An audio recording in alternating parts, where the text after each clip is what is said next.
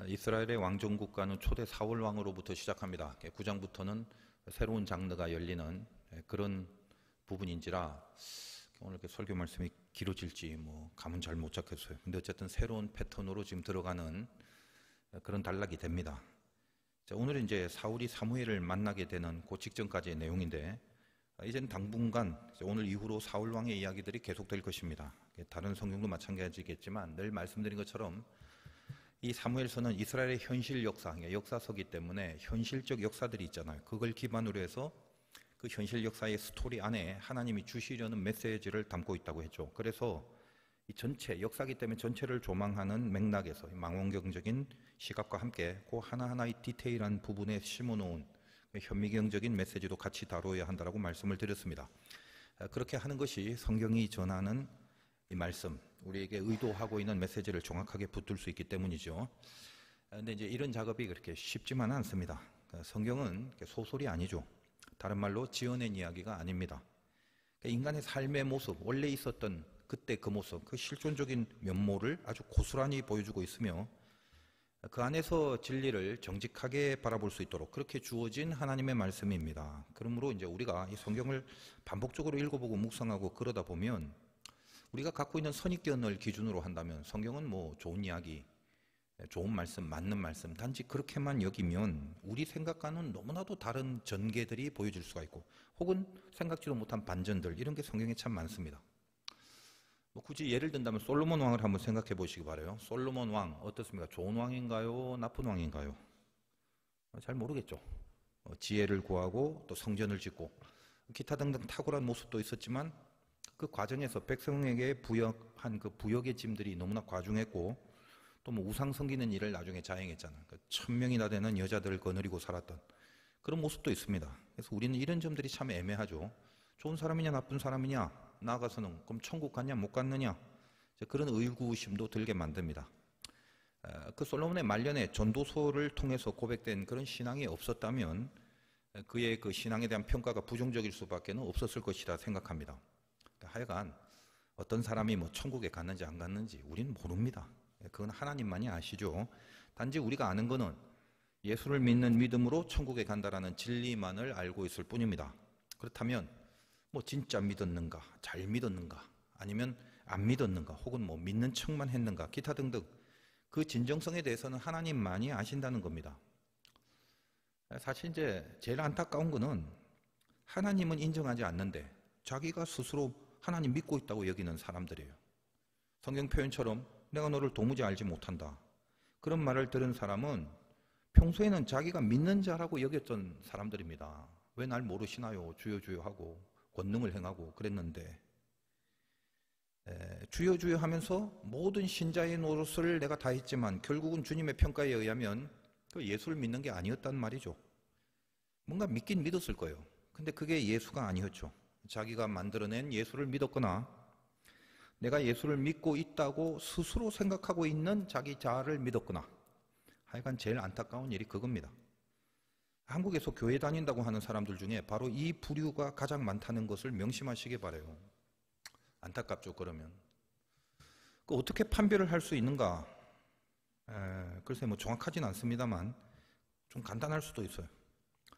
난 아무래도 아닌 것 같은데 내가 혹시 잘못 믿고 있는 건 아닌지, 그럼 정말 큰일 났는데, 그건 진짜 큰일인데, 그 정도 마음을 가지신 분들은 걱정하지 마시기 바라요. 일단 그런 사람들은 극단적인 아웃은 아닙니다.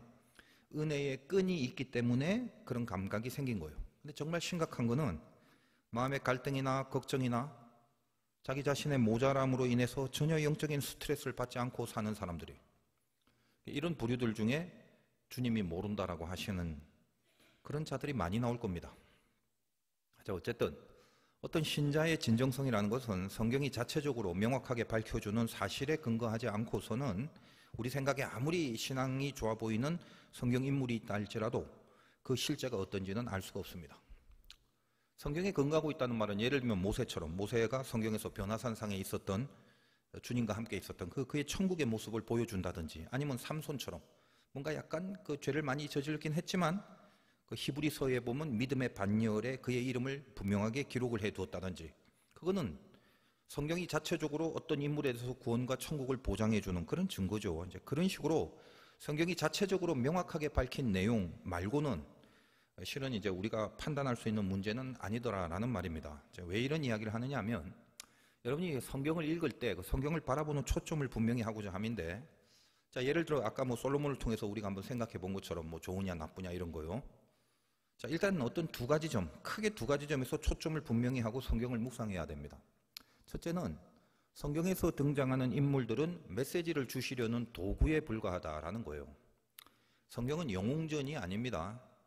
그러니까 위인전이 아니단 말이에요. 위인전처럼 무슨 인물을 이렇게 잔뜩 좋게 부각을 시켜놓고 이 사람 본받아야 돼, 그런 의도로 기록된 게 아닙니다. 그러므로 어떤 사람이 좋은 사람인가 나쁜 사람인가 그런 판단을 하는 것 자체가 목적이 되어서는 안 된다는 거예요. 요즘 제가 이제 신명기에 그 지파를 향한 축복의 선포를 살펴보고 있지 않습니까? 그럼 그 지파의 뿌리가 되었던 12 아들 개개인의 삶을 보면 뭐 좋은 사람도 있고 나쁜 사람도 있었지 않습니까? 그리고 뭐 이렇게 좋은 사람이 늘 끝까지 좋은 사람인가요? 아니었죠. 또 나쁜 사람은 또 끝까지 나쁜 사람이었나요? 그것도 아닙니다. 오락가락하기도 하고 뒤죽박죽하기도 하고 그럽니다. 그런데 이런 인간 이해들은 뭐 굳이 이렇게 성경을 통해서만 인식할 수 있는 것이 아니죠. 지금 예수를 믿고 살아가는 지금 우리들을 한번 바라보시면 됩니다. 우리가 그렇지 않습니까? 처음부터 끝까지 좋은 사람, 뭐 처음부터 끝까지 나쁜 사람, 그런 식으로 딱딱 규정이 되어버린 그런 인물들은 사실 별로 없어요. 그런 건 이제 소설에 등장하는 뭐 흥부와 놀부, 그런 만들어내린 그런 캐릭터나 그렇죠. 흥부는 영원히 착하고 놀부는 영원히 못됐고. 그래서 어떤 그 선입관을 가지고 모든 성경의 인물들을 바라보고 평가하는 건 좋지 않습니다. 성경에 나오는 사람들은 전부 다 우리에게 주시는 메시지를 위해서 소개된 인물들이라 이렇게 말씀을 드렸습니다. 그러니까 좋은 점이 보일 때는, 좋은 점이 있는 상황에서는 그걸 본받아야 되고, 같은 사람인데도 뭔가 나쁜 점이 있을 때는 또 그 나쁜 것을 내 스스로 배척할 수 있어야 되는 거죠. 그러니까 내 신앙을 바로 세우기 위해서 그때그때마다 또 각각의 상황에 따라서 그 인물에 대해서 본받을 점 그리고 배척해야 될 점들을 선별적으로 따져가면서 결국은 뭐예요? 나에게 필요한 메시지가 무엇이어야 하는가에 초점을 두고 보셔야 한다는 겁니다. 내가 제일 중요하지 않습니까? 그러니까 내가 구원을 받는 게 중요하지 그 모세나 솔로몬이 뭐가 그렇게 중요하겠어요? 성경의 모든 인물을 통해서 나에게 주신 메시지를 붙잡는 그런 도구로 우리에게 소개된 것이다. 이 관점을 분명히 갖고 성경을 이해하셔야 되고, 둘째는 이 정직함 속에 진짜 은혜가 드러나 있다라는 사실이에요. 그러니까 성경을 바라보는 초점에 대해서 지금 말하고 있는데, 제 개인적으로는 이 성경을 연구하면 할수록 성경의 진리성을 부인할 수가 없어요. 참 마음에 듭니다. 진짜 인생이 기록된 것임이 분명하기 때문에 그랬. 만들어낸 가짜 이야기들이 아닙니다. 여러분 여러 가지 그 종교 경전들을 보면 성경보다 어려운 게 없어요. 왜냐하면 다 이해가 돼요. 그리고 대강 짐작이 돼. 왜 그럴까요? 만들어낸 이야기이기 때문에. 의도를 갖고 목적을 갖고 그렇게 쓰여진, 그렇게 만들어낸 이야기 때문에 그렇습니다. 근데 성경은 이게 가짜 이야기들이 아니에요. 예를 들면 창세기 노아의 내용을 보면 일종의 난제라고 할 수 있는 사건이 나오지 않습니까? 당대 의인입니다. 노아가 방주를 만들어낸 하나님의 사람입니다. 근데 술에 취해서 고주망태가 돼서 발가벗고 누워있는 모습을 보게 돼요. 많은 신자들이 성경에서 이 부분을 접할 때 굉장히 혼란스러워합니다. 왜 이럴까? 이게 뭔가 하는 거죠. 노아가 왜 그랬을까요? 왜 그러긴 왜 그래? 그게 인간이니까 그렇지. 사람들이 참 그렇습니다. 자기가 딱 노아의 모습인데 자기는 이해가 되고 노아는 이해가 안 된다고 하면 그것도 이상한 거죠. 저는 노아의 그런 모습을 보면서 성경에 대한 깊은 믿음이 더 생기더라는 겁니다. 아, 성경 팩트구나. 가감이 없구나. 정직하다. 그 확신이 들더라는 겁니다. 우리 다 그렇지 않습니까? 성경은 정직하고 숨김없이 그 인간에 대한 모든 실상을 고스란히 다 기록을 합니다. 그리고 그 안에서 진정한 메시지를 주시는 것, 그게 성경이죠. 우리 인생이 나 스스로 보기에도 모순 덩어리들인데, 근데 거기서 그 사실 안에서 하나님이 우리를 또 어떻게 다루시고 있는지를 가르쳐주고 있는 겁니다. 그래서 성경은 우리가 인생을 살면서 그 어떤 복잡하고 풀지 못한 그런 막막한 그런 길들, 참 희한하고 남대없는 그런 상황 속에서도 하나님의 해법은 다 있다라는 걸 알게 만들어 주시는 거예요. 은혜가 해결하지 못할 일이 없다라는 것을 알게 해주신다는 거죠. 그러므로 우리가 이제 앞으로 여러분 성경을 이해할 때 이 두 가지를 좀 명심하고 묵상을 하셔야 된다는 겁니다. 모든 성경의 인물들은 위인이 아니다. 우리에게 메시지를 주려고 하나님이 사용한 도구들이다. 그러므로 성경은 정직하게 그 인간의 적나라한 모습을 여과 없이 그대로 기록을 함으로써 지금 나의 상황에서 필요한 교훈이 무엇인지를 분명히 가르쳐주고 있다. 내가 어떤 해결할 수 없는, 이해할 수 없는 그런 상황과 환경에 처했다 할지라도 그것이 끝나버리는 것이 아니라 분명히 여기에 하나님의 해법은 반드시 있다는 걸 계속 가르쳐준다. 이 두 가지 관점을 기억하면서 살펴볼 수 있어야 할 것입니다. 그래서 가장 중요한 건 뭐다? 나에게, 다른 이가 아니라 나에게 지금 하나님이 무슨 메시지를 주시려고 하는가, 그 점이 가장 중요한 것임을 그걸 분명히 알고 그걸 초점으로 성경을 보셔야 된다라는 것입니다. 뭐 의뢰이 뻔히 익히 알고 있는 내용일 수도 있습니다. 근데 제가 이 사무엘상 9장을 시작하면서 이런 이해를 좀 배경으로 말씀을 드려야 될 이유가 그겁니다. 여러분, 사울 왕, 초대 왕인데 좋은 사람인가요? 나쁜 사람인가요?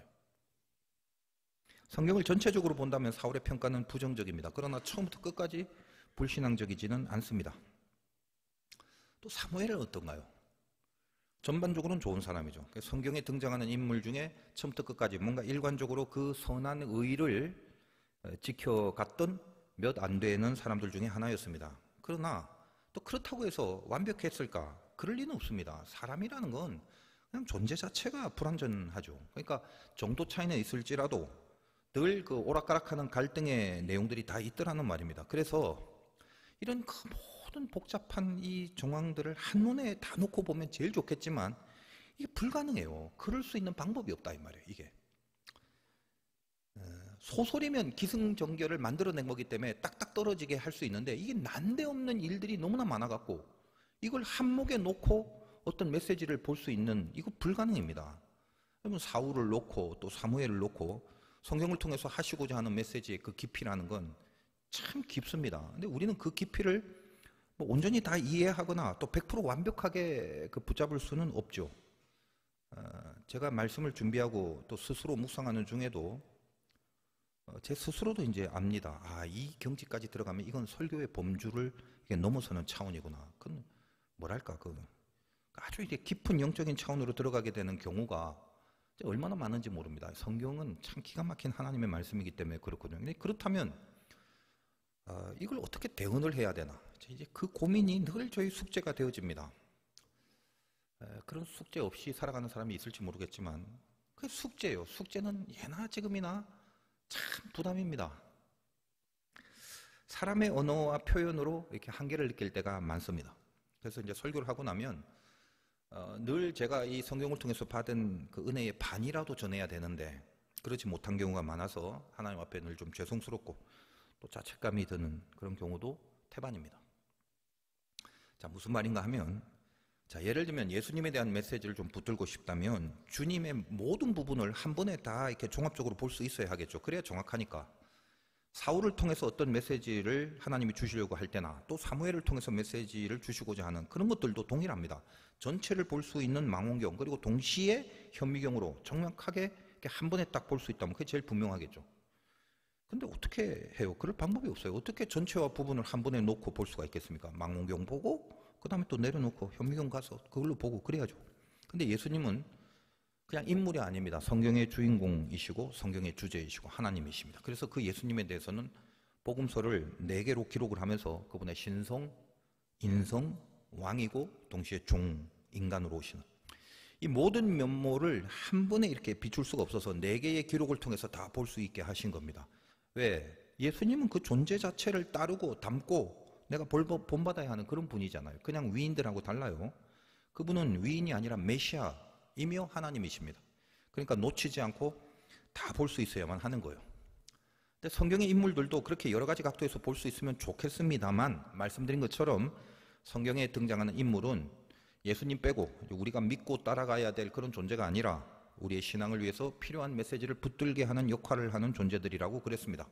그래서 예수님처럼 모든 부분에 있는 것을 일일이 다 기록할 필요는 없는 거죠. 다만 그냥 깊은 통찰력을 가지고 이렇게 부분에만 치우치지 말고 전체를 염두에 두면서 그 전체와 부분 이걸 때에 따라서 우리들에게 필요한 메시지로 받아들이는 그런 진행을 하는 방법밖에는 없다는 것입니다.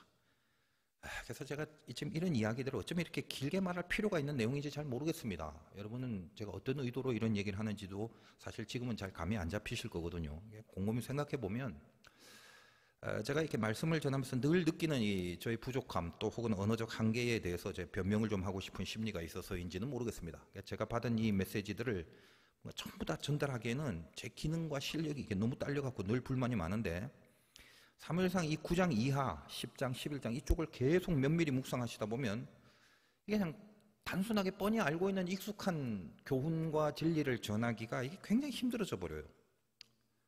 그러니까 여러분 뭐 알고 있는 이제까지 뭐 들어왔던 그런 사울 왕 처음엔 좋았는데 나중에 점점 나쁘게 변했다.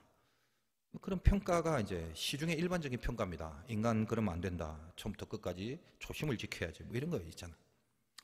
여러분 사무엘 같은 거 한나 사건으로 아주 좋게 시작해서 미스바 사건으로 정점을 찍고 늘 하나님의 사람으로 등장하고 나타납니다. 그러면 자, 어차피 왕정 제도는 하나님이 허락하셨잖아요. 그리고 사무엘한테 가서 나중에 이제 7번 나오지만 사울을 왕으로 삼으라고 명령을 했으면 그냥 또 깔끔하게 그렇게 해버리면 되지 않습니까? 우리가 알고 있는 사무엘의 상식을 보면 명령한 대로 잘 순종해갖고 그냥 깔끔하게 처리해버리면 되는데 근데 이제 뒤에 이제 읽어보면 이런 게 어려운 거예요. 뭔가 이게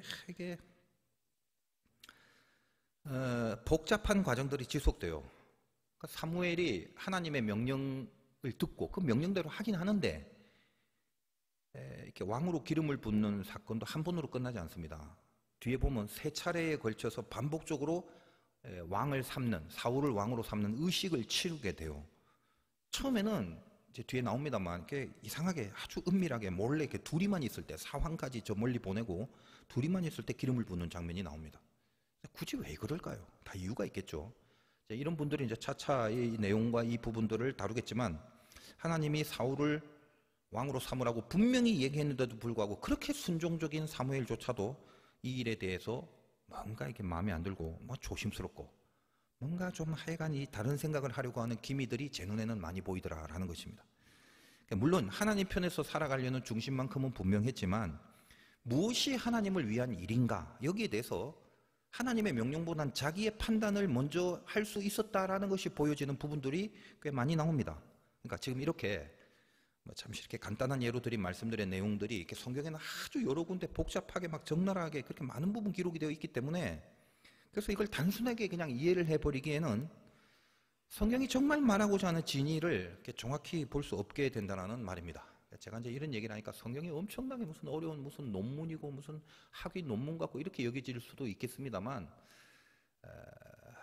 뭐랄까 그런 학적인 어려움이라기보다는 우리 인생이 그렇게 복잡하고 특별히 죄인된 우리의 삶이라는 게 그렇게 단순하지가 않잖아요. 그리고 이걸 구원해 내기까지의 하나님의 깊은 섭리와 손대심의 간섭 이 정밀하고 치밀한 이런 역학관계들이 성경에는 너무나 다 정밀하고 깊이 이렇게 드리워져 있습니다. 그것까지 이렇게 파내서 그때 받은 은혜를 여러분에게 전하려고 하니까 쉽지가 않아요. 쉽지가 않지만 또 그렇다고 해서 그냥 쉽게 해버리자 이건 또 제가 제 책임감이 허용을 못하고 그래서 아무튼 뭐 오늘도 조금은 이제 각오를 하면서 이제 9장이 새롭게 전개되는 사울왕의 시작의 패러다임이 연속되기 때문에 조금은 전제를 개념을 갖고 들어가야 된다라고 해서 제가 이렇게 길게 좀 말씀을 드리는 것 같습니다. 여러분 사울왕에 대해서 우리가 익숙하게 알고 있는 메시지가 뭐냐? 사람 변하면 안 된다. 처음엔 겸손했는데 나중에 교만해졌지 않느냐? 그렇게 살지 말자. 딱 그거 하나예요. 딱 그거 하나. 저도 그냥 그렇게 설교하고 끝나면 간단하고 좋겠습니다만 이제껏 제가 이렇게 뭔가 좀 길게 성경의 이해에 대해서 말씀을 드린 것은 이렇게 쉽게만 가지 말자는 거예요. 아버지가 10개를 주려고 했으면 그 10개가 있어야 되기 때문에 필요해서 준 건데 그 중에 달랑 하나만 가지고 만족하고 나 다 받았다 그러면 나중에 영적인 싸움에서 이길 수가 없는 겁니다. 그래서 오늘도 앞에서 제가 이 변명과 전제를 말씀드린 것처럼 전체를 한 번에 볼 수 있는 이게 다 말씀드릴 수가 없어요. 이제 천천히 막 부분을 보면서 나중에 전체적으로 한번 살펴보는 식으로밖에는 설명이 안 됩니다. 그러니까 사울 왕의 이야기도 오늘 본문 예를 들면 1절을 보면 자, 1절 한번 보세요. 베냐민 지파의 기스라 이름하는 유력한 사람이 있으니 그는 아비엘의 아들이요 수롤의 손자 베고라스의 증손이요 아비아의 현손이며 베냐민 사람이더라. 다른 거 다 빼고 2번이나 나온 단어가 있죠. 그게 뭐냐면 베냐민입니다. 그러면 성경이 말하려는 제일 처음에 메시지가 무엇이냐 하면 이스라엘의 초대 왕이 베냐민 지파 출신이다. 그걸 말하려는 거예요. 첫 왕, 초대 왕 의미가 있잖아요. 어느 지파? 12지파 중에 베냐민 지파. 베냐민이라는 거 우리가 그 공교롭게도 요즘 신명기를 통해서 지파 축복 다루고 있는데 저번에 베냐민에 대해 설교를 했잖아요. 기억이 나실는지 모르겠네요. 아침에는 물어뜯는 일이 저녁에는 나누어 주는. 그러니까 아침과 저녁의 분기점이 제가 말씀드렸죠. 남북 왕조의 분열 시에 유다 쪽에 서 있던, 유다의 편에 있었던 그 사건이라고 했죠. 그러니까 그 전까지 그 남북 분열 왕국 시기, 그 시대, 전 시대는 전부 다 어떤 겁니까? 이게 지금 사무엘상의 배경도 그 전 시대잖아요.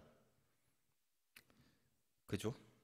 그러니까 그 배경도 마찬가지인데 여기 그럼 이 시대에 등장하는 베냐민, 오늘 베냐민이 이 시대, 즉 아침 시대의 베냐민이다 이 말이에요. 뭐죠?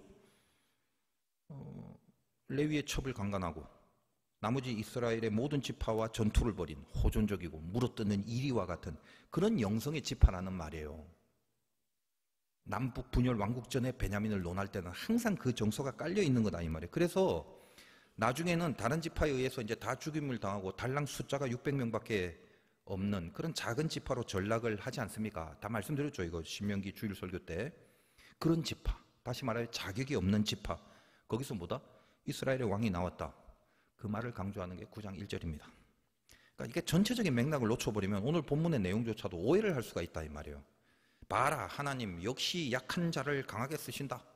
베냐민이 작은 지파가 되었지만 거기서 이 작은 지파에서 왕을 시작시키시는 분이 하나님이다. 약할 때 강함 되시는 하나님이다.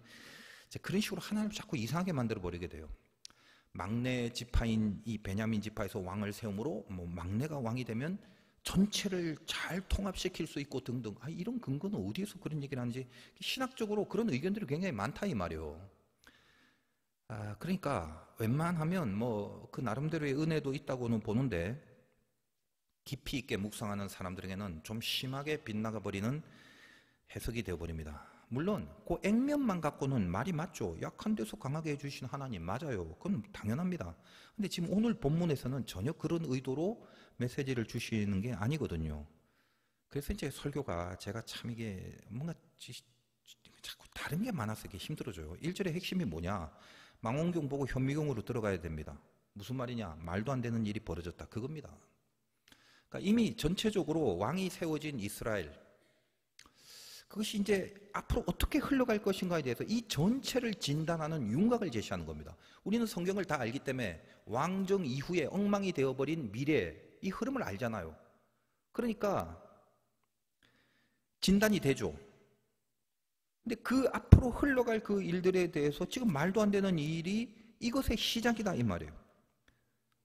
처음에 사울이 겸손하고 괜찮았더라. 그리고 하나님이 직접 그를 선택했다더라. 이런 지엽적인 것들은 현미경으로 볼 때 그때 메시지를 붙잡게 되는, 그때 보시면 되는 거고, 지금 일단 전체의 방향을 분명히 하셔야 한다는 겁니다. 베냐민 지파에서 왕이 나왔다. 1절이 그 말이에요. 베냐민을 두 번씩 쓰면서 강조하는 거죠. 베냐민 지파에서 나왔다. 뭡니까 이게? 망할 일이 발생했다. 그겁니다. 이 메시지는. 그러니까 주일에 베냐민 설명했죠. 레위인 첩 강간 사건 이후에 전 이스라엘이 베냐민 지파에 대해서 어떤 정서를 가지고 있는 상황인지, 그것 죽여버려야 되는 지파잖아요. 12토막 살인, 그 12토막을 보면서 다른 지파들 저거 없애버려야겠다. 지금 그 정서 속에 있는 시대란 말이에요. 이게 약한 데서 강한 데시 이런 게 아니라, 그러니까 그런 정서를 이해하고 이 상황을 이해한 다음에 메시지를 봐야 되는 거죠. 이게 지금 1절이 얼마나 큰 우리에게 이 이스라엘 백성들에게 큰 어떤 임팩트를 주는지 좀 이해를 하셔야 사무엘 9장의 전반적인 윤곽을 잡을 수가 있는 것입니다. 좀 극하게 말하자면 예를 들면 뭐 어떤 교회에 담임 목사를 뽑는데 그 담임 목사가 살인하고 강간하고 도둑질하고 그런 전과자예요. 그 전과자를 다른 좋은 분들도 있는데 그 전과자를 담임으로 뽑은 겁니다. 그리고 교인들은 그 목사가 그런 줄 이미 다 알고 있는데 그런데도 뽑은 거예요. 뭔가요? 그냥 망하자는 거지. 그러면 그거는 그냥 뭐 망해도 좋다는 거죠. 하나님 나라에 관심이 없다는 거지 그거는. 오늘 1절의 의미가 그겁니다. 이스라엘이 하나님을 왕으로 두어야 되는 본질적인 신앙의 모습을 그걸 버렸잖아요. 왕의 제도를 운운한 게 아닙니다. 하나님은 제도 자체가 아니라 사람에 대하여 그들의 본질적 신앙의 그 중심을 늘 논하는 건데, 무슨 말이냐면 하나님을 왕으로 삼지 않게끔 본질적 신앙이 다 없어져 버린 거죠. 그게 이렇게 말도 안 되는 왕을 뽑게 된 것이라고 시사하는 거다 이 말이에요.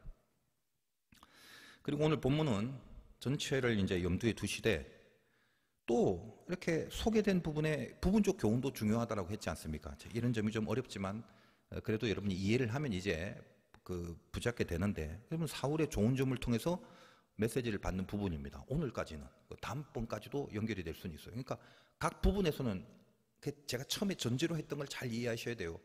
좋은 점도 있고 나쁜 점도 있다. 좋을 때는 본받고 나쁠 때는 배척하고 이러라고 우리에게 주시는 메시지죠.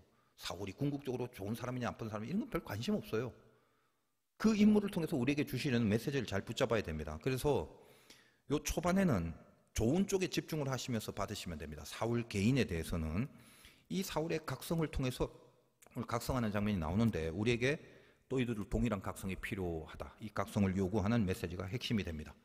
우리 다시 1절 한번 보겠습니다. 베냐민 집파 기스라는 이름의 유력한 사람이 있다. 기스가 사울 아버지인데 유력한 사람이래요. 그는 어떤 사람이다. 그리고 베냐민 사람이다. 이렇게 지금 얘기를 합니다. 이 사울의 등장 기록이 사무엘서 처음에 사무엘이 등장할 때의 그 등장과 굉장히 유사한 기법으로 표현을 하고 있음을 알게 되죠. 여러분 사무엘상 1장으로 가봅니다. 처음 시작할 때 기억나시는지 모르겠지만 안 나시겠지만 한번 보세요. 1장 1절 에브라임 산지 라마다 소임임에 에브라임 사람 엘가나라 하는 사람이 있었으니 그는 요람말마다 엘리후 후손 도의 중손이요 숲의 현손이다. 패턴이 어때요? 똑같죠? 이게 그러니까 이건 뭘 의미하냐면 비슷한 이유는 비교하라는 거예요. 사무엘이란 성경이 말 그대로 사무엘이 아주 중요한 인물이기 때문에 그 사무엘이라는 이름으로 성경의 책 제목이 된 거 아닙니까? 그러니까 사무엘이 어떤 기준이 되어 있는 성경, 이것이 사무엘상하의 성경입니다. 사무엘이 기준이 돼서 어떤 다른 것과 비교가 된단 말입니다. 그래서 방금 읽은 1장 1절의 사무엘은 에브라임 지파 출신이라고 했는데 나중에 그 1장에서 다 설교를 한 내용이지만 또 역시 뭐 다 잊어버리셨기 때문에 잠깐만 얘기한다면 그잖아요. 지금 사무엘은 제사장 레위 지파가 해야 될 걸 감당해야 되는 사람인데 지금 말은 어떻습니까? 에브라임 지파. 그러니까 이게 어떤 의미가 있다는 거죠? 에브라임 지파 출신이기 때문에 에브라임 지파 맞습니다. 근데 나중에 역대기에 가서는 레위 지파의 그 반열에 사무엘이 소속이 되어 있죠. 첫 설교 때 제가 말씀을 드렸습니다. 궁금하신 분은 이제 그 설교를 찾아 들어보시면 되죠. 사무엘의 등장을 기록한 이 1장 1절은 결국 무슨 말이냐? 이렇게 레위 지파도 아닌데 에브라임 족, 레위 족속이 아니다. 흙수저 출신의 사무엘이 그 뒤에 나오는 금수저 출신의 엘리의 행태와 비교를 해서 진정한 제사장의 모습이 무엇인지를 설명하기 위한 비교 기법으로 사무엘이 비교의 기준이 된 거다. 아까 말씀드렸다시피 사무엘은 사무엘이 기준이죠. 그렇게 말씀을 드렸습니다. 그리고 이제는 새로운 왕으로 제사장을 비교했다가 이번에는 이제 왕의 비교가 되는 거죠. 사울 왕. 제사장 엘리가 아니라 왕으로 등극할 사울입니다. 그 사울이 어떤 배경이냐? 베냐민 지파더라 그겁니다. 이 사울의 아버지 기스를 뭐라고 합니까? 아까 읽었다시피 유력한 사람이다. 이 유력한이라는 뜻이 기보로, 이거 싸움에 능한 자라는 뜻이고, 이 유력한 자 할 때 기보로 하일이라는 유명한 그 히브리 말이 있어요. 그러니까 기보로라는 말은 싸움에 능한 자고 하일은 군사적인 힘을 말합니다. 그러니까 유력한 자라는 말은 뭐냐면 크고 힘 있는 자를 말하는데, 여러분 룻기에 보면 보아스가 나오잖아. 이 보아스를 향해서 똑같이 기보로 하일이라는 표현을 씁니다. 그러니까 유력한 자다 이 말이에요. 어떤 군사적 힘이 있는 것뿐만 아니라 영향력을 이렇게 줄 수 있는 위치를 말하는 겁니다. 성경이 말하려는 포인트가 그거다 이 말이에요. 자, 잠깐 아까의 말과 좀 같이 생각을 해본다면 말도 안 되는 지금 왕이 세워집니다. 세상에 베냐민에서 왕이 나와?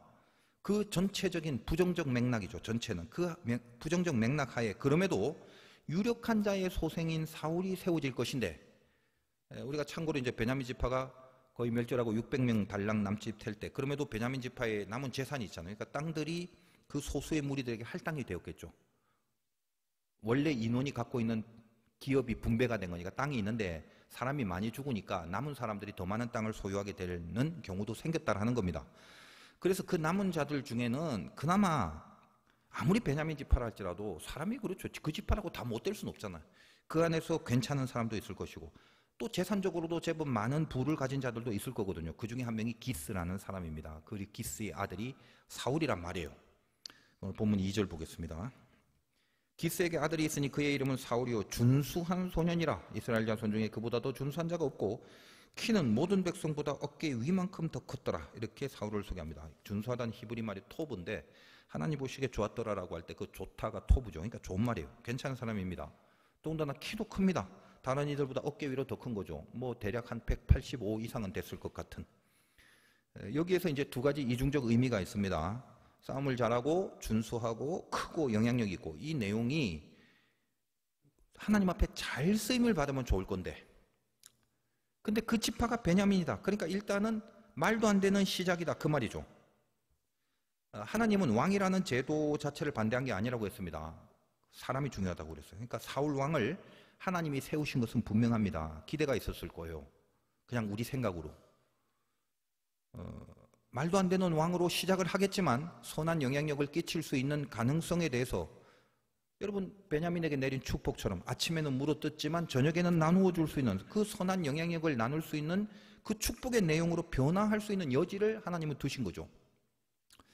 그러니까 그 저녁이 돼야 되는데 사울 왕의 때에 그 베냐민의 저녁을, 우리는 성경을 쭉 아니까 어떤 진단을 내릴 수 있냐면 사울 왕 때에는 그 베냐민에게 내린 저녁의 축복을 만들어내지 못한 거죠.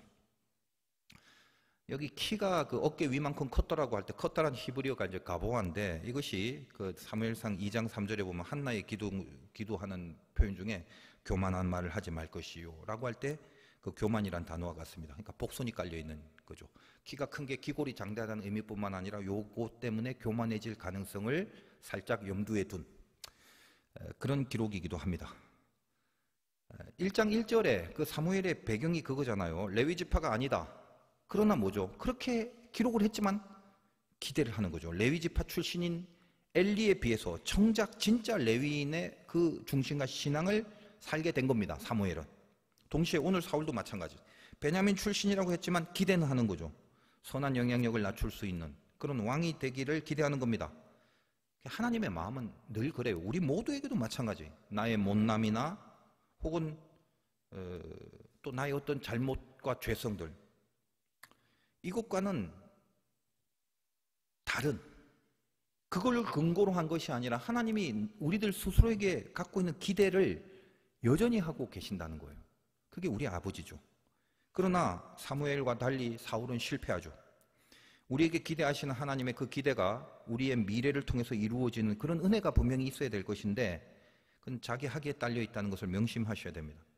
하나님은 어떤 운명적인 규정을 하지 않으십니다. 너는 싹이 노래, 태생적으로 끝났어. 너는 그 일 때문에 안 돼. 이렇게 딱 규정을 하고 그걸로 끝, 이렇게 하시는 분이 절대 아닙니다. 어떤 경우라도 끝까지 기대를 하시고 축복으로 열어두신 문들이 있다는 걸 잊지 마셔야 돼요. 그게 우리 아버지예요. 그게 내가 안 들어가는 거죠. 그런데 딴 문으로 자꾸 들어가려고 하는 거죠. 그게 문제죠. 사무엘은 그리고 사울은 똑같이 그 시작이 좋게 시작한 게 아니잖아요. 베냐민 출신이고 레위 지파니고. 그런데도 불구하고 나중에 하나님의 기대에 걸맞게 들어간 사무엘과 그렇지 못한 사울을 지금 이렇게 똑같은 등장의 맥락과 구조를 통해서 비교를 시켜놓는 거다라는 것입니다. 어떤 메시지를 받아야 될지 그걸 알고 붙드시면 더 정확해지죠. 다시 한번 3절 4절 한번 연결해서 보겠습니다. 사울의 아버지 기스가 암나기를 잃고 그의 아들 사울에게 이르되 너는 일어나 한 사안을 데리고 와서 암나기를 찾으라 하매, 그가 에브라임 산지 살리사 땅으로 두루 다녀보았으나 찾지 못하고 사알림 땅으로 두루 다녀보았으나 그곳은 없었고 베냐민 사람의 땅으로 두루 다녀보았으나 찾지 못하니라. 당시 농경 문화 속에서 이 나귀를 잃어버린 일은 종종 있었습니다. 나귀가 비싸죠. 양, 염소, 개, 닭 이런 거하고는 좀 다릅니다. 그러니까 사람이 타기도 하고 거기 물건을 싣기도 하고 아주 힘든 일을 할 수 있는 일종의 오늘날 경운기 같은 그런 거 아니겠습니까? 그래서 아들인 사울에게 이 암나귀를 찾으러 오라고 합니다. 사울이 아버지 말에 순종해서 찾으러 갑니다. 그게 좀 단편적인 이해일지 모릅니다만 지금 이 시작의 배경들은 다 메시지가 있는 거잖아요. 앞에서 엘리 제사장 아들 그리고 사무엘의 아들들까지 전부 다 뭐죠? 신통찮았죠. 순종하지 않는 사람. 근데 사울은 아버지 말에 순종을 하는 모습으로 등장합니다. 시작이 좋죠. 기대가 됩니다. 그러나 더 중요한 의미가 있어요. 하필 이 나귀를 찾으려고 하는 이 사건에서 사울이 사무엘을 만나고 이제 왕으로 세워지는 역사가 비롯되는 것을 생각해 봅니다. 이 사건이 없었더라도 하나님의 섭리 가운데 그렇게 연결되겠지만 어쨌든 하나님의 긴 섭리의 스타트, 즉 사울이 지금 사무엘을 만나서 왕으로 되는 이 역사적인 흐름의 스타트가 뭐냐? 나귀를 잃어버린 사건에서 비롯됐다라는 것을 성경이 얘기하고 있는 거다 이 말이에요. 여러분, 성경은 주인공이 주님이라고 그랬죠. 자, 왕 이야기, 왕, 주님, 나귀, 사울. 이런 연관 속에서 여러분이 성경을 조금 아신다면 깊은 계시가 이미 전해지고 있는 거거든요. 여러분, 주님은 왕이신데 나귀 타고 입성하십니다. 왕이 타는 것이 나귀가 되는 거예요. 근데 지금 나귀를 잃어버린 겁니다. 어떤 영적 계시가 있습니까? 왕이 탈 게 없어요. 하나님이 왕이 되셔야 될 그 이스라엘, 이게 이스라엘 나귀인데 그 이스라엘이 사라져 버린 거예요. 이것이 왕을 달라고 하는 이스라엘의 실체라는 것을 계시해 주는 사건이 됩니다. 사울이 이 나귀를 찾으러 다닙니다. 두루 다닙니다. 40km가 넘는 모든 지역들을 다 다닙니다. 여기 두루라는 단어 아까 읽어보셨겠지만 3번이나 나와요. 다 다녔다는 거예요. 이스라엘 전역을 다녔다는 거예요. 근데 뭐다? 마치 주님이 자기를 왕으로 섬길 백성들을 찾고 있다는 맥락인데 아무리 찾아도 없더라. 지금 하나님을 왕으로 삼지 못하고 있는 그 이스라엘의 불신들을 그걸 보여주고 있는 장면이 됩니다. 아무리 찾아도 없더라는 거예요. 전체적인 맥락 안에서 또 작은 부분들의 각각의 메시지를 주는 그런 기록들이라서 이걸 이렇게 한 번에 종합적으로 제가 설명해 드릴 수는 없습니다. 그러니까 지금도 전체를 보다가 다시 부분을 보고 이러고 있는데 아까 제가 그 의도를 왜 그런지를 다 말씀드렸죠. 그러니까 하나씩 잘 붙들어 주시길 바라면서 나중에 가면 이제 전체적으로 큰 그림을 볼 수도 있을 것입니다. 다시 5절, 6절 다시 한번 보겠습니다. 자, 그들이 숲 땅에 이를 때 사울이 함께 가던 사원에게 이르되 돌아가자. 내 아버지께서 암나기 생각은 고사하고 우리를 위하여 걱정하실까 두려워하노라. 우리를 위하여 걱정하실까 두려워하노라. 각성이 일어난 겁니다. 그러니까 사원이 대답해서 이 성읍의 하나님의 사람인데 존경받는 사람이다. 그가 말한 것은 다 응하니까 그리로 가사이다. 그가 혹 우리가 갈 길을 가르쳐 줄까 하나이다 하는지라. 사울이 사원에게 이르되 뭐 이러면서 쭉 연결이 됩니다. 그러니까 지금 그 사환이 사무엘이란 존재를 사울에게 알려주죠. 뭐 물론 사울도 이 사무엘에 대해 아마 들어본 적은 있었을 것입니다. 뭐 그건 제가 확실히 모르겠는데 뭐 유명하니까. 그러니까 우리가 지금 갈 길을 가르쳐 줄까 하나이다라고 합니다. 길을 찾으려고 하는 거죠. 그러니까 이때 그 길이라는 건 나귀를 어디 가야 찾을 수 있을까 물어보자 이게 아니죠. 만약 나귀를 찾을 길을 알고 싶었다면 앞에서 막 못 찾고 한참 헤매고 돌아다닐 때 그때 제안을 했어야죠. 사무엘이 나귀 찾아주는 길을 알 수 있는 그런 용한 사람이다. 단지 이 정도의 정보를 주려고 하면 찾아 방황하고 헤맬 때 그때 얘기를 했어야죠. 근데 이 사환이 지금 사무엘을 만나라고 하는 이 시작의 단서를 연 거는 뭐냐면 사울의 각성 때문입니다. 각성이 일어나고 나서 사무엘을 소개하게 되는 거죠. 그런 의도를 갖고 있었든지 아니면 성령께서 임해서 사원에게 갑자기 그때 생각나게 해주셨는지 모르겠지만 어쨌든 그 사무엘로 향하는 길을 이끄는 단서 이게 뭐였다? 사울의 각성이었다. 그 각성이 뭔데? 5절 다시 중간에 돌아가자. 내 아버지께서 암나기 생각은 고사하고 우리를 위하여 걱정하실까 두려워하노니 이겁니다. 지금 이게 요 각성이 일어날 때가 찾아다닌 지 3일째 되는 날이에요. 뒤에 보면 나와요. 그런 얘기가. 그래서 여기서 우리를 보낸 아버지가 나귀를 걱정하는 게 아니라 우리를 걱정할 것이라는 생각을 하게 됩니다. 철이 든 거죠. 그러니까 아버지를 걱정하는 그때부터 자식은 철드는 거예요. 그죠? 철이 들었다. 부모를 생각하는 게 철이 드는 거예요. 예전에 제 딸이 뭐 고등학생인가 잘 기억이 안 나는데 여의도에 불꽃놀이 하는 거 보러 간다고 하고 연락이 없어. 새벽 1시간 넘어도 핸드폰 꺼져 있고 뭐 우리 집사람이 뭐 저한테 연락 왔어요. 하인이 연락이 안 된다고 그러면서 평소에 이제 별로 그런 거 신경 안 쓰는데 뭐 연락이 안 된다니까 걱정이 되죠. 뭐 집사람이 경찰에 뭐 신고를 한 것 같은데 이제 기억은 안 나요. 어쨌든 경찰에서는 그냥 뭐 기다려 보자 그렇게만 이야기를 하고 그러니까 기도를 하게 되더라고. 연락만 되면 되는데 그게 안 되니까 이제 걱정이 되잖아요. 1시 반인가 그쯤 간절히 아무튼 기도를 하고 하나님 뭐 이렇게 얘기를 하고 기도하고 그렇게 되는데 1시 반쯤인가 집에 와서 교통이 너무 막히는데 핸드폰 배터리가 없어갖고 연락을 못하고 늦게 왔다고.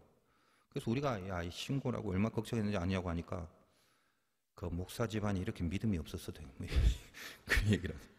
그 철이 없는 거지, 철이. 그러니까 신앙의 철이 된다는 것은 부모를 생각할 줄 알아야 되는데 하나님 아버지를 생각할 줄 아는 그때부터 하나님이 나를 걱정하실까 봐 염려한다. 여러분 이게 괜히 간단한 말 같지만 여러분 생각해 보세요. 하나님이 나를 걱정하실까 봐 여러분 염려하는 심령이 있어요? 하나님이 나를 걱정하실게 두려운 심령이 있냐고. 철든 사람은 그렇게 되는 거예요. 사울은 그의 생각의 방향이 바뀝니다. 앞나기를 잃어버린 게 중요한 게 아니라 정작 잃어버린 건 자기 자신임을 깨닫게 되는 거죠. 그 깨달음이 하나님의 코드와 맞아떨어지는 겁니다. 하나님이 진짜로 걱정한 게 뭔가 그것이 내 안에 코드와 맞게 되는 거죠. 하나님과 코드가 맞아지면 그다음부터는 다 섭리로 연결이 되어버립니다. 여러분 사환을 데리고 온 것부터 소급해서 다 섭리가 돼버린다는 거예요.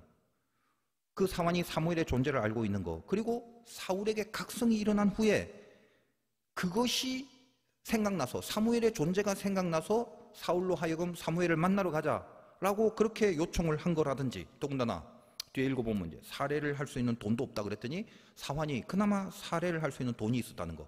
은 한 세겔의 4분의 1. 은 한 세겔이라는 건 당시에는 4일 동안 일한 품삯입니다. 그러니까 그 중에 4분의 1이니까 하루 품삯이다 이 말이에요.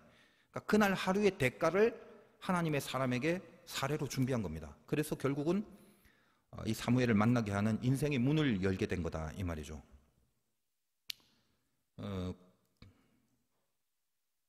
9절 가로치고 옛적 이스라엘의 사람이 하나님께 가서 물으려 하면 말하기를 선견자에게로 가자 했으니 지금 선지자를 하는 자를 옛적인 선견자를 일컬었더라. 이런 식으로 이제 가로와 치는 기법들은 그냥 이제 쉽게 이야기하면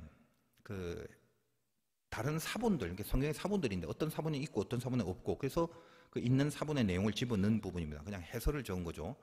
그러니까 이거 뭐 그렇게 큰 비중은 없습니다만, 그러니까 그 해설 뭐냐면 하나님의 뜻을 이렇게 전하는 사람을 부르는 명칭에 있어서 선견자, 이거는 왕정 이전의 시대에 사용된 용어입니다.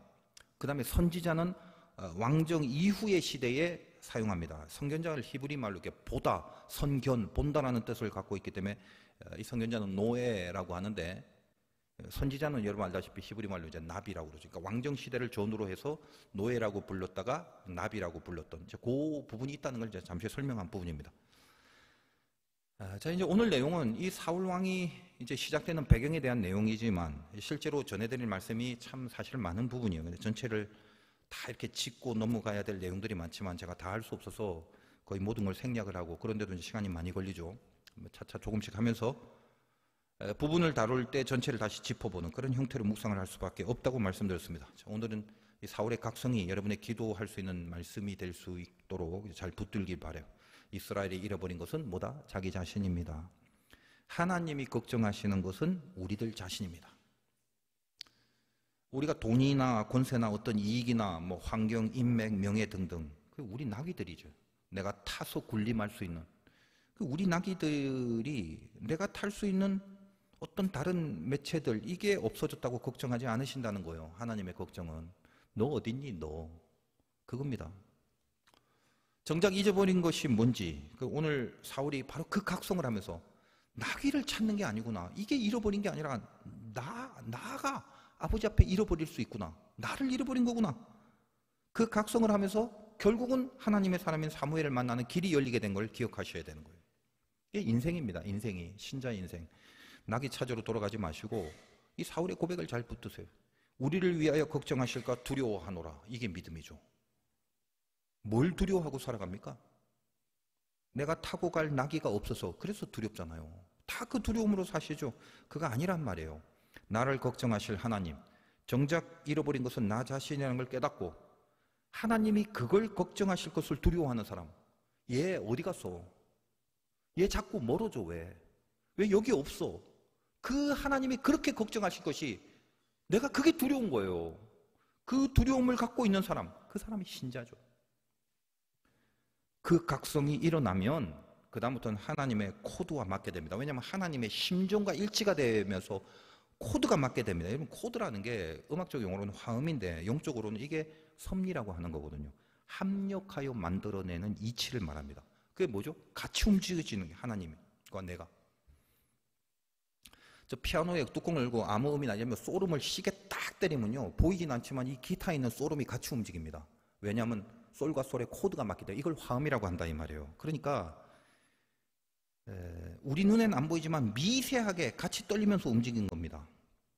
여러분 인생 살면서 아무것도 아닌 것들이라도 내가 하나님의 코드와 딱 맞게 되면 모든 것들이 하나님의 떨림이 있는 것으로 다 신비한 섭리로 연결이 됩니다. 그 경험을 하셔야 믿음이 생기는데 말입니다. 이 사환이 가만히 있다가 이 사울의 각성을 시작으로 섭리와 연결시켜 주시지 않습니까? 그 각성이 일어나자 하나님의 코드와 맞고 하나님의 코드가 같이 울리면서 그 하나님의 코드와 연결된 모든 것들이 움직이기 시작합니다. 사환의 마음이 움직이고 사환이 갑자기 기억이 움직이고 이렇게 움직인다는 거예요. 여러분 다윗 사건 중에 시글락에서 위기를 만났을 때 그때 어떻습니까? 아말렉이 다 초토화시켜서 모든 다윗의 식구들 부하들의 식구들 다 뺏어가고 불태우고 갈 때 그때 칼이나 창을 찾지 않고 에봇을 찾습니다. 그때 뭐다? 하나님의 코드와 맞는 거죠. 내가 군사의 힘으로 혹은 어떤 돈의 힘으로 일어나는 거 아니야. 나는 하나님의 사람이고 제사장이 예배자였다. 이 고백을 할 때 하나님의 코드와 맞게 되죠. 그러니까 난데없이 가다가 막 버려진 애굽 소년을 통해서 아말렉을 따라갈 수 있는 그런 길이 열려지는 그런 섭리들이 계속적으로 나타납니다. 왜냐하면 하나님이 계속 움직이게 하시거든요. 코드가 맞으면 이런 떨림, 이런 움직임이 계속 일어난다는 거예요. 제가 살아오면서 제 인생에 이런 그 섭리의 간증을 하려면 끝도 없어요, 사실은. 그러니까 하나님의 움직여 주심을 제가 너무도 잘 알고 있기 때문에 저는 인생을 살아가는 방법만큼은 분명히 알고 있습니다. 그 사실 코드 맞추기예요. 그래서 하나님의 움직임으로 움직이게 되는 게 신자의 인생입니다. 여러분 항상 위기가 오고 고난이 올 때 그래서 뭘 잊어버렸는지 그거 찾으려고 급급할 필요 없습니다. 그게 잊어버려진 게 아니에요, 사실은. 정작 잊어버린 건 나 자신입니다. 그 각성이 일어나면 돼요. 하나님 앞에서 내가 사라져버린 거, 이게 문제거든. 하나님이 나를 걱정하신다는 것에 대해서 두려움이 없어져 버린 거, 이게 문제거든. 하나님 말고 다른 걸 잊어버리면 그땐 두려워 벌벌 떨면서 하나님을 잃어버린 건 아무렇지도 않게 살거든요. 이게 문제다 이 말이에요. 여러분 오늘도 기도하실 때 낙이 찾아달라고 하지 마시고 잃어버린 나를 찾게 해달라고 기도하시기 바랍니다. 하나님의 신비한 섭리가 여러분의 인생 속에 나타나게 될 것입니다. 승리하시기를 주님의 이름으로 축원드립니다.